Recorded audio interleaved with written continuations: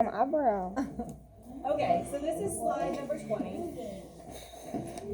And so we're looking at water as our agent of erosion still. And you can see, look how deep this bank is. You can see that there used to be soil here because these roots for the tree, you can see sticking out right here, and that dirt has been washed away. So the roots have held somewhat, but it looks like, obviously probably at some point there's been a lot of really strong, fast-moving water that's gone through there and is able to slowly kind of eat away at that bank. And then obviously the dirt that used to be there is now in the stream, and then it's moving downstream as it continues to move. And so water in a stream is going to pick up the sediments on both the side and the bottom, and it's going to make that stream deeper as it digs down and wider as it is, cutting out the sides. And so streams actually have stages. Like there's young streams, old streams, and we're going to look at some of those characteristics. And we know that streams lead to rivers, rivers lead to bigger rivers, and then eventually everything is going to drain into larger bodies of water. And we're going to take a look at that today. And so we have something called a drainage basin, and that's an area of land that drains into a particular river. And we'll look at where Ohio's water drains into in just a second. And so our largest drainage basin is the Mississippi River, which then feeds into the Gulf of Mexico. All right, so if you look here, Ohio's right here, and so everything that's in this color feeds into the Mississippi River, some way or shape or form. So the water that we have here in Morrow County, at some point, is going to end up, or has the potential to end up here in the Gulf of Mexico, which is kind of cool if you think about it. Yes? There's not everything in Ohio. So here, the very northern part will go towards Lake Erie. So do you see right here, okay, so here's Ohio, all right? So just this very northern bit will go north, okay? But the rest, every stream, every creek, the Scioto River that runs through Columbus, all of those tributaries will feed into larger bodies. Like most of those will go into the Ohio River, which then goes into, it forms, I don't know if it joins up like with the Missouri into the Mississippi from there. Missouri and the Ohio. Yeah, and then they go into the Mississippi. So, so it's all these smaller creeks, streams, and then rivers, and then they go join up with other rivers, and then they eventually are going to feed into the Mississippi. So, kind of cool. You can see this a little bit better here, our Ohio River. And then look, the Ohio River seems pretty big, like if you cross it in Cincinnati. Look at it compared to the size of the Mississippi though. Okay. So just kind of cool to see that basically, I'd say a good 2/3, maybe 3/4 of the water in our entire country eventually feeds right here into the Mississippi. That's a lot. Yeah, there's a lot that it has to go through.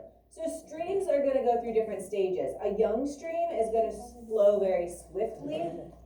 It is going to go through steep valleys in the lower areas.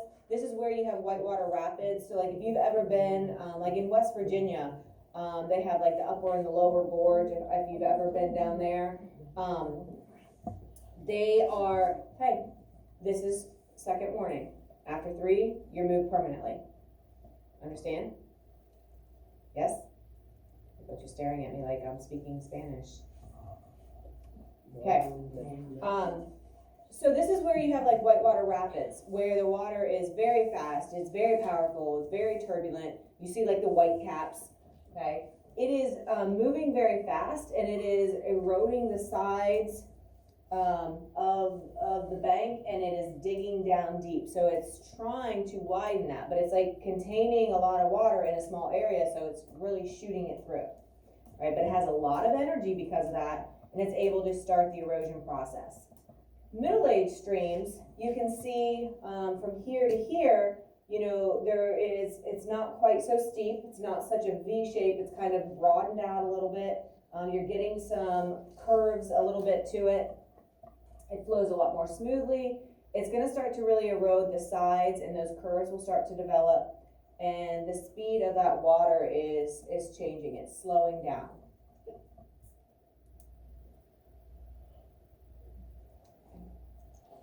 And then we have our old streams, and you can see, look at this, this like floodplain basin area right here in that olive color, right? It's very wide compared to what you see in this olive space on these other ones, right? You can definitely see very narrow, not much of the flat. Here it's widening a little, getting smoother. And then when you get to the old mature streams like the Mississippi, you definitely have that big eroded area, and you see lots of twists and turns, and we'll look at why those twists and turns form here in a minute. And so the floodplain is going to be that long flat area beside the river. This is the spots along the bank that if it's going to flood, obviously that's where it's going to flood into. Yes. Isn't like over half of Louisiana floodplain? Yes, I'm not sure the exact percentage, but that sounds about right. It might even be higher than that. Part of it is because it rests below sea level, a lot of it, and so that's why it's so swampy. All right, and so the flood water, and you can see this is in this kind of different color green right here is considered the floodplain, and so that's going to be obviously where you really don't want to build.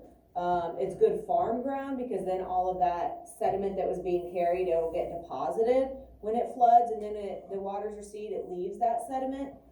So it's good fertile land, but you don't want to build a house or buildings there typically. Okay, and so if the river is carrying sediment, right? If that energy of the river changes, meaning it slows down, when something slows down, it's not going to be able to carry the same stuff that it was carrying. So think about the wind. When the wind is blowing really hard, you can see these leaves get picked up. As soon as the wind dies down, what happens to the leaves? They die down. They fall down. Same thing happens with water. If water is carrying sediment, leaves, branches, soil, whatever it may be, when that water slows down, it's going to slow down as well. And wherever that material is, it will get deposited or dropped. And that's why in those floodplains, you have such good fertile soil because it's carrying that sediment, typically topsoil, and then when it slows down, it's going to drop it. And once it's dropped, then it stays there until it would get eroded away by something else, possibly. So these rivers and streams can't carry the heavy sediment indefinitely, and so eventually it's going to slow down. And when the speed slows down, the sediments get dropped or deposited. So there's our third process, right? That deposition, the dropping of sediment. And this is going to happen when a river flows into an ocean. If you have a small, think of like a river as like a hose, right? If you have a hose and you put it into a big tub or into a pool, you see the water flying out of the hose, but then when it hits the big water, what happens? Anybody ever notice, like with the speed of the water coming out of the hose? Slower. Yeah, it disperses. So if you have this real tiny area for water to flow, and then all of a sudden it has all this space, it just kind of like oozes out and it slows down. And so as it slows down, it's going to deposit that sediment that it was carrying. So a lot of times when a river empties into a gulf or into an ocean, what happens is a bunch of that sediment gets dropped. So even some of our soil here in Morrow County can make its way all the way through the Ohio River, all the way down the Mississippi and into the Gulf of Mexico. When it slows down, if our soil is still with that water, it could possibly get deposited and you get some of that, our soil here that is now all the way down the Gulf of Mexico. Yes? You're saying I could technically pee in the ocean just by peeing in the Ohio River? Oh, man. Let's just leave that. Yeah, what? We don't want to think about that too Why did closely. they bring up that? Yeah, That's nice. weird. So anytime water, or technically wind speed slows down, it's going to drop what it is carrying. So as things slow down, it will drop what it's carrying. If it speeds up, then it's going to be able to carry more because it has more energy. And so you can see this process. Here's the river, and it's carrying all this sediment. And when it reaches this larger body of water, it's going to drop or deposit what it can't carry anymore. Right, so as it slows down, it is going to drop it.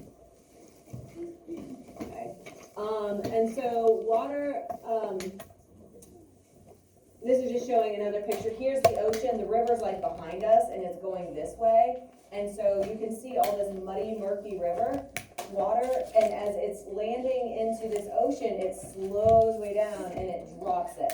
And as it's dropped, you get these little islands even that form, because eventually that sediment keeps building up, and look how green it is.